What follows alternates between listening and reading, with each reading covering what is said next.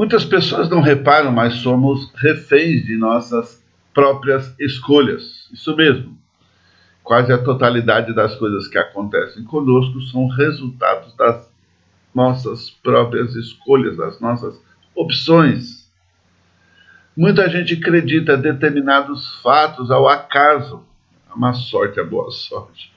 Não tinha que ser assim, o destino quis assim. Ou ao fato de Deus ter se esquecido de nós. Porém, infelizmente, isso não é a verdade. A grande verdade é que muita coisa que passamos poderia ser evitada se tivéssemos feito a escolha certa. Bom dia, eu sou o pastor Gilberto e estamos nos nossos devocionais diários. Nosso assunto em 6 capítulos é escolhas e consequências. E hoje nós vamos tratar sobre um assunto específico que é caminhos e descaminhos. E você que está me ouvindo, me vendo, deve estar pensando que nem sempre é fácil fazer a escolha certa. E tem razão, você está certo. E realmente não é. Entretanto, muitos e muitos momentos pelos quais passamos poderiam ser evitados se tivéssemos optado por uma escolha melhor. De qualquer maneira, a sua escolha vai fazer muita diferença na sua vida. E o nosso texto de hoje é Mateus capítulo 7, nos versículos de 13 e 14, que diz o seguinte: Entrai pela porta estreita, larga é a porta, e espaçoso o caminho que conduz para a perdição, e são muitos os que entram por ela. Porque estreita é a porta e apertado o caminho que conduz para a vida, e são poucos os que acertam com ela. Esse texto é um texto bem conhecido, você deve ter ouvido em algum momento. O texto nos fala de 2 caminhos, um muito amplo e um outro apertado, restrito, difícil. E o que ele está nos querendo mostrar é que a maioria das pessoas opta pelo mais amplo, mais fácil, onde a galera anda, onde os problemas são contornados, onde as dificuldades são tornadas mais simples. Porque aquele que oferece mais, é sempre mais fácil andar, pelo que é mais fácil. E se a gente leva em consideração o raciocínio lógico, é muito mais simples você procurar uma passagem que oferece maior facilidade do que o outro. O mais apertado nos colocará diante de maiores dificuldades, e isso será muito mais difícil para nós que escolhemos um caminho estreito. O grande problema é que a alameda mais fácil de ser percorrida, mais gostosa de ser caminhada, mais tranquila, nem sempre será aquela que nos levará ao melhor final da viagem. A escolha entre os 2 caminhos nos mostra o tipo de caráter que nós assumimos diante da busca de uma proximidade com Deus.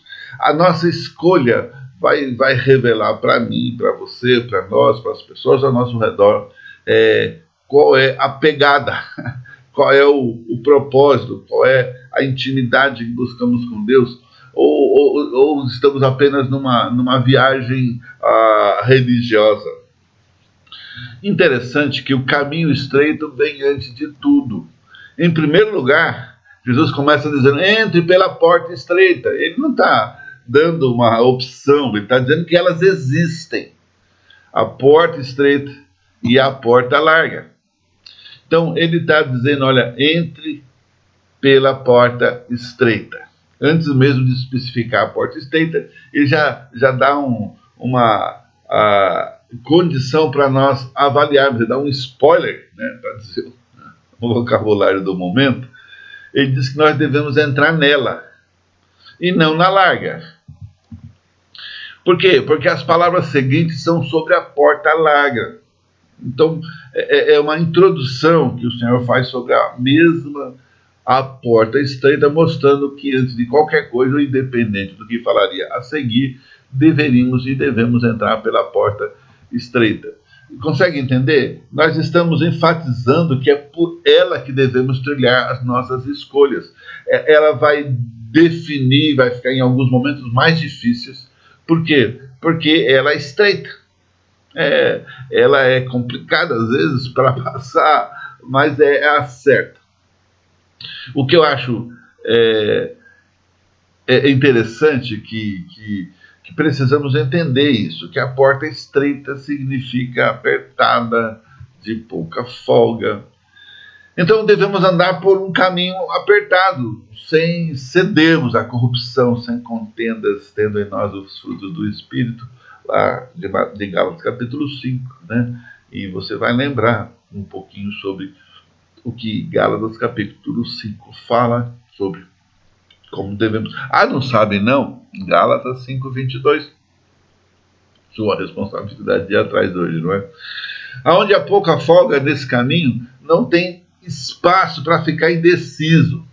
Então nós temos que ser coerentes com aquilo que declaramos e consistentes com a nossa ação, atitude. Não adianta um discurso religioso, entre aspas aqui, sem a coerência da fé, dos valores, e sem a consistência, quer dizer, da continuidade disso. Não é fácil, né? Essa coisa de defendermos a nós mesmos é um negócio complicado, e a gente vai estar sempre entre essa cruz e a espada aqui, né? Entre fazer o que devemos fazer e nos defender daqueles que nos atacam, seja de que maneira for. Não tem espaço para folga, não tem espaço para descanso. Você tem que ser coerente e consistente o tempo todo. E é por isso que precisamos de valores absolutos, né? Lembra, a gente está falando sobre cultura bíblica, um modelo de vida, e não apenas algumas escolhas aqui ou acolá. Não tem espaço para aqueles que querem brincar de ficar em cima do muro. Na verdade, não tem muro. Então, precisamos dessa postura firme, consistente e coerente. Filipenses 3,13, ele fala uma coisa que eu acho muito interessante. Ele diz assim: esquecendo-me das coisas que para trás ficam e avançando para as que estão diante de mim, prossigo para o alvo.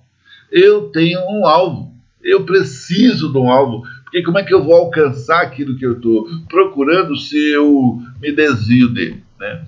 Esse caminho é para aqueles que vão ao encontro do prêmio em Cristo Jesus, que estão decididos a conhecê-lo mais, a ter intimidade com Cristo, com os valores do reino, para que você sejamos capazes de referendar a vida cristã de maneira experiencial, empírica. Então, como fugir deste erro? É grande pergunta, né?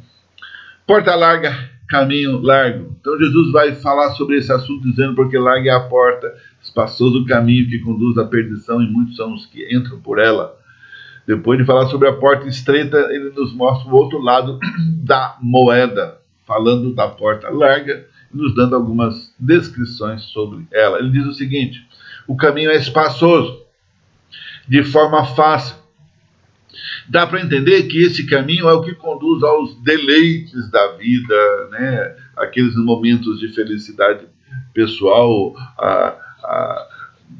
não importa quem está ao redor ou quem vai ser afetado de maneira diferente, o que importa é que eu estou aqui felizinho, eu estou tranquilo, fazendo o que eu quero, os sonhos da minha vida, independentemente se esses sonhos são lícitos ou não são, se eles estão contra a vontade de Deus ou não estão.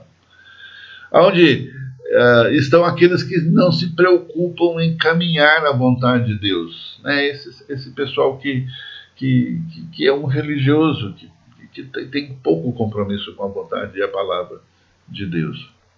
E quantos não estão entrando nessa porta? O próprio Jesus disse que muitos entram por ela. Muitos estão entrando por ela.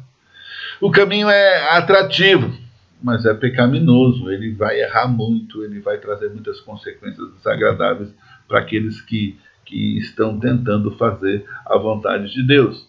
Mas é uma distorção da vontade de Deus para uma pseudo-religiosidade, né? O caminho atrativo, ele traz isso, ele é como um leão, né? Ele vai tragando as pessoas, como lá nos fala em Provérbios. Há caminho ao homem que parece direito, mas o fim deles são os caminhos da morte. Tem caminhos em nossas vidas que chegamos a achar que é caminho direito. Pensamos que estamos certos, mas no fim não é bem assim. Queridos, caminho estreito, caminho largo, decisão minha e sua. Lembra, Deus já te falou, o caminho certo é o estreito. E não é que é ruim, ele é estreito.